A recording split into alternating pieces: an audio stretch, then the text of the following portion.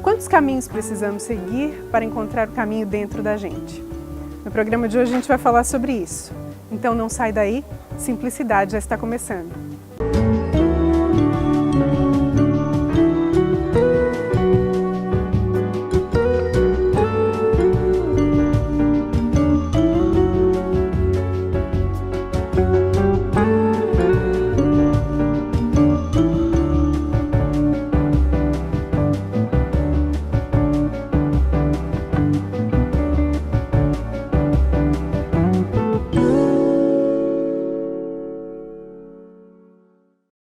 No programa de hoje a gente vai falar sobre caminhos, vai falar sobre escolhas, estruturas de pensamento.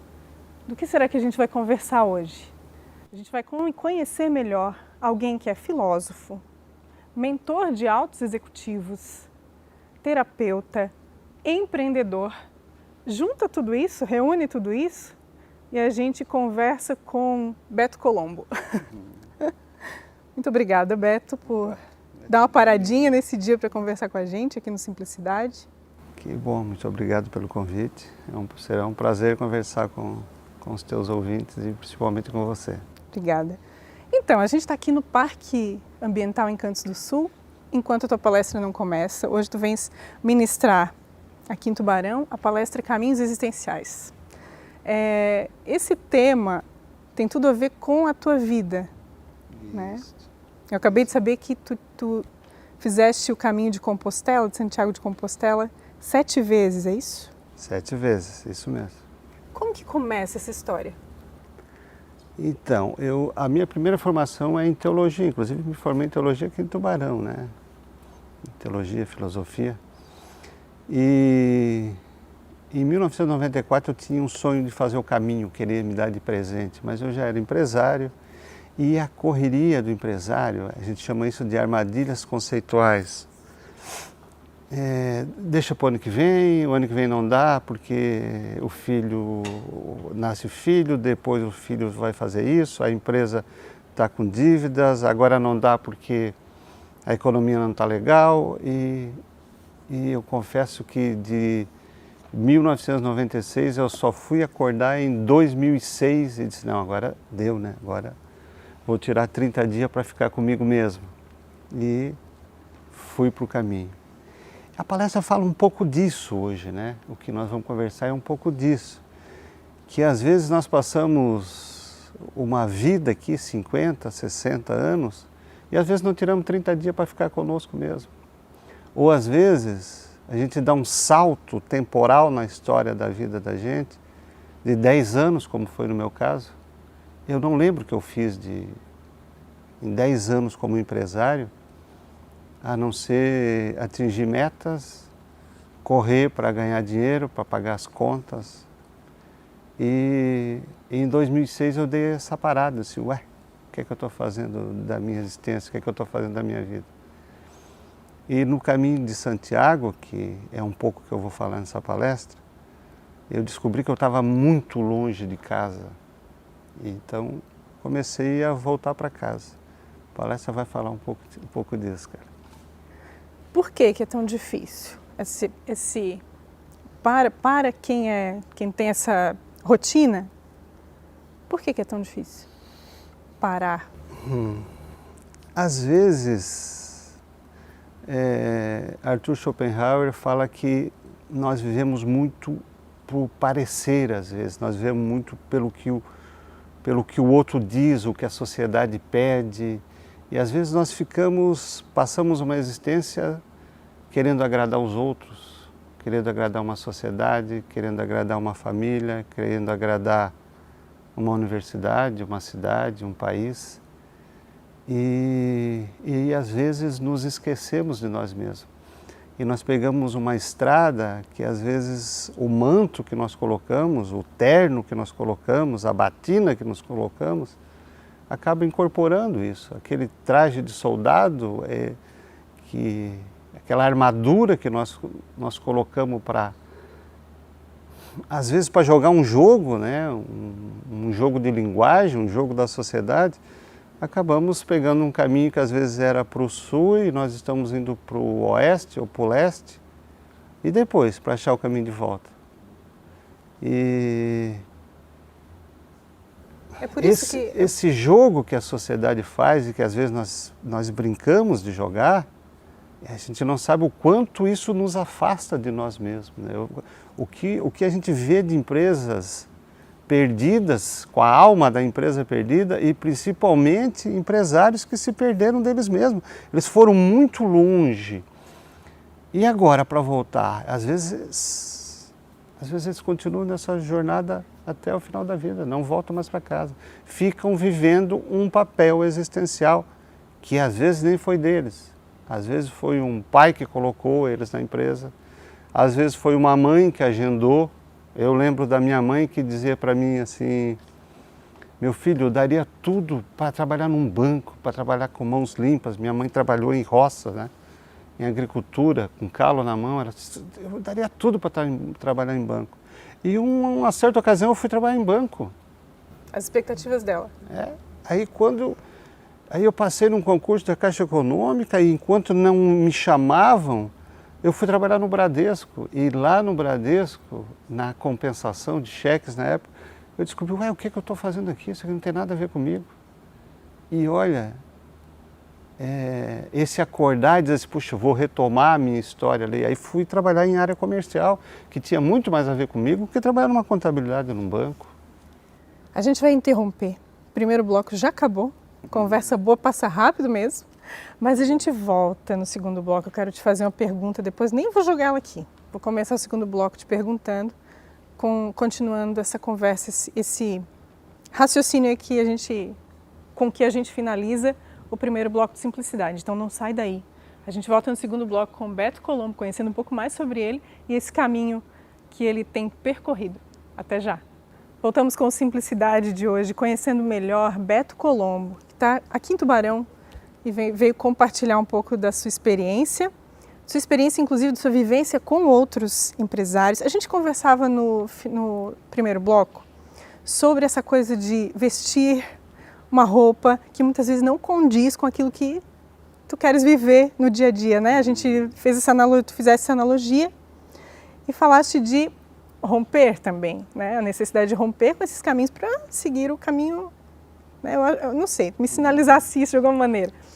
É um ato de coragem romper? É um ato de coragem? Por que é tão difícil para as pessoas? Muitas vezes elas vivem uma vida toda sem essa decisão. Eu acho que a pergunta foi um pouquinho antes. Quem foi que escreveu a história da tua vida? Essa é a pergunta. Quem foi que fez o script da tua jornada? Nós temos um script de TV aqui para seguir, por exemplo, um script de um livro. Na nossa vida também nós temos um script. E muitas pessoas pensam que quebrar o script é quebrar a vida. Essa sensação? Isso. Tem muitas pessoas que dizem, não, o que eu vou fazer se eu não for mais empresário? O que eu vou fazer se eu não for mais professor? A minha vida inteira eu trabalhei de professor, é só o que eu sei fazer. Às vezes a gente sabe viver. Não precisa ser empresário, não precisa ser professor. Tem tantas coisas que nós podemos fazer. Eu com 50 anos eu resolvi ser terapeuta. Né? Fui me preparar, estudei, me preparei, já tinha formação em filosofia. Ou seja, Harari, no seu livro Homo Deus, ele diz que nós já temos tecnologia para viver 150 anos. Só que a humanidade não está preparada para viver 150 anos. Agora imagina, eu comecei a trabalhar como empresário com 22 anos de idade, trabalhei até os 50, né? E depois virei conselheiro de empresa, e terapeuta, e ainda sou professor na universidade lá. Então, deu para me aposentar como empresário, dá para começar uma carreira agora de professor, e dá para ter uma outra aposentadoria com 80 anos, 30 anos mais. Ó. E tem que começar a questionar essas coisas. Por que nós temos que viver um papel existencial só na nossa vida? Nós podemos viver vários papéis existenciais. Eu, como pai, eu me comporto de uma maneira. Eu, como professor, eu saio do meu consultório, eu vou para casa, boto uma calça jeans, um tênis, uma camiseta eu vou para a universidade, eu me comporto como um professor.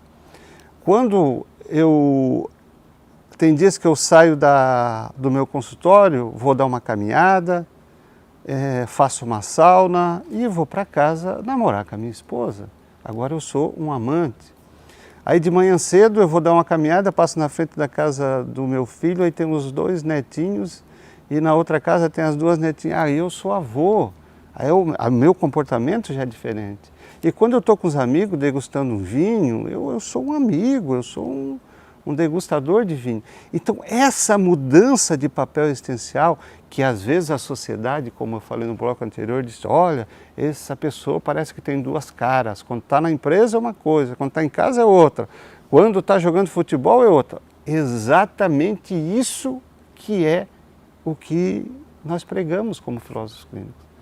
Se nós formos sempre a mesma pessoa, no momento que uma empresa quebra, o empresário quebra porque o empresário virou a empresa. Então, se nós tivermos diversos papéis existenciais para viver, se nós quebrarmos em um papel existencial, por exemplo, uma separação, nós quebramos como marido, como um casamento, ou quando uma empresa quebra, nós ainda somos filhos, nós ainda somos pai, nós ainda somos avô, nós somos professor, nós podemos ser turista, nós podemos ser motorista. Mas tu fala disso no sentido de não negligenciar os outros papéis sociais que a gente tem. O meu avô, existe um dito dos italianos que não se põe os ovos tudo na mesma cesta. Sim. Eles queriam dizer isso sim para as questões econômicas, mas isso pode ser aplicado aos papéis existenciais. Quando tu és uma coisa só, quando o empresário se transforma numa empresa, se a empresa quebra, logo o empresário quebra. Ele quebra existencialmente. Por isso esses caminhos existenciais dessa palestra. Quando uma pessoa quebra existencialmente, num papel existencial, ele quebra em todos. Então, se ele tiver diversos papéis existenciais, num momento, por exemplo, aquele senhor que se separou da mulher disse assim, olha, eu agora que eu conheci os meus amigos, porque eles foram tudo embora, eu fiquei sozinho. Quem é que foi embora? Ele que estava num patamar aqui e desceu, às vezes, entristeceu, arrumou novas amizades. Os amigos continuam aqui, ele é que foi para baixo. Então essas mudanças de papéis existenciais, essas mudanças autogênicas na nossa vida, esses altos e baixos, às vezes eles são provocados por pessoas que não fazem divisão de papéis existenciais. Para a gente encerrar esse segundo bloco, de que maneira as pessoas... Tu acredita que as pessoas buscam prioritariamente segurança? Se uma pessoa procura prioritariamente segurança. Se nós pegar Maslow, a teoria de Maslow, ele diz que nós temos uma pirâmide de necessidades. Mas a segurança é uma prioridade secundária, né? Está aí no segundo bloco, se tu pegar na pirâmide, lá é a segunda. A primeira é as necessidades básicas, comer, se alimentar, se vestir. Segurança emocional, né? Eu me refiro. Ah, ok, uma segurança emocional. Pois é, né? O que é uma segurança emocional? Vamos falar sobre isso no terceiro bloco? Podemos. Voltamos então no terceiro bloco com mais simplicidade, conhecendo um pouco melhor Beto Colombo. Não sai daí, a gente volta já.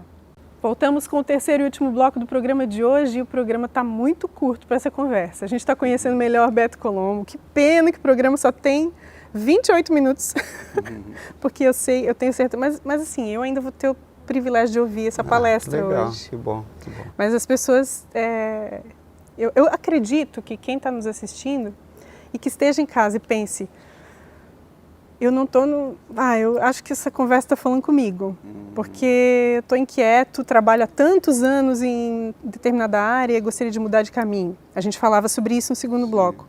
E a segurança a que eu me referi era essa, de, poxa, eu estou tão acostumado com esse caminho que eu não vou correr o risco de romper com ele, mesmo que ele não me faça tanto sentido assim.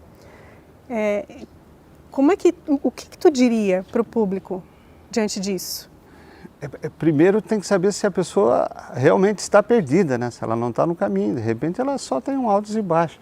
A questão é assim, quando existencialmente nós não estamos bem num lugar, é porque não é o nosso lugar. Que sinais a pessoa... Sinais, por exemplo, altos e baixos, ela um dia levanta muito bem, no outro dia o humor vai lá para baixo. Do nada. Do nada, não sabe o... E às vezes, o que aconteceu com a vida dela foi aquele pai que disse para ele, olha, filho de peixe, peixinho é, tu és meu filho, logo tu vais ser meu sucessor. Às vezes o filho não queria nada disso, mas o pai fez um script para ele e ele está vivendo, então. O pai é um bom roteirista, né? E ele é apenas um personagem da história dele. E às vezes não tem nada errado dele ser um personagem principal. Então pensa numa pessoa que, enquanto ela estava solteiro, o pai ou a mãe dizia o que era para ele fazer. E ele fazia tudo legal, tudo bonito e tal. Aí ele casa, quem passou a escrever a história dele agora foi a esposa. Aí às vezes ele se separa ou a esposa morre, ele fica completamente perdido. Por quê? Porque não tem mais ninguém escrevendo o roteiro para ele. Ele é um bom personagem principal, apenas isso. E não tem nada de errado nisso, está tudo bem. Que dica tu daria para a pessoa tomar as rédeas, tomar as decisões, sair do... A primeira coisa que nós temos que ver é se ela tem que tomar as rédeas da vida dela. Às vezes, como eu disse, ela é um bom personagem principal e esse é o papel dela na vida dela. Isso não é ruim, então? Não é ruim, não é bom. O que a gente tem que ver é se nós estamos no nosso caminho que nos leva para ser uma pessoa melhor, que não temos tantos altos e baixos na nossa vida. Falando da tua experiência pessoal de vida, como tu encontraste esse caminho? Pois é. Eu passei ou estás buscando aí? Não, eu voltei para casa há algum tempo, né? Desde 2006, 2007, quando eu resolvi que eu não seria mais empresário e começamos a fazer um processo de sucessão e então fui fazer aquilo que foi a minha primeira formação. Eu tive um rompimento na minha história de vida aos 22 anos, quando eu parei de estudar filosofia, teologia, que eu fui estudar administração, porque eu tinha um filho, eu tinha uma empresa, ou seja, as circunstâncias eram, eu tenho que sustentar a minha família. Aí eu fui arrumar um meio de vida para mim. Aliás, uma empresa muito bem sucedida, Anjo mesmo. Química, fundador da Anjo Química, Isso né, que a mesmo. gente conhece bem. E aquele meio de vida, depois de 10 anos, eu comecei a perceber que ele estava virando um meio de morte para mim. Eu estava 10, 12 quilos mais gordo, eu já estava quase diabético, mas o que? Aí eu comecei a olhar lá para frente, a minha família, meus irmãos, eu disse, não é por aí o meu caminho. Aí eu comecei então a voltar para casa, eu comecei a fazer música, comecei a escrever, e a empresa, então eu estava preparando ela para fazer uma sucessão. E teve um momento que houve uma proposta de compra da empresa. Quando eu fui fazer o caminho, foi para decidir se eu ia vender a empresa ou não. E para minha surpresa, quando eu anunciei para meus filhos que eu ia vender a empresa, que eles concordaram com isso, e eu perguntei para eles, o que vocês vão fazer? Um já estava formado, o outro estava se formando. O mais velho disse, não, eu vou botar uma empresa para mim. E o mais novo disse, eu também, quando eu me formar eu vou botar uma empresa. Eu disse, ué,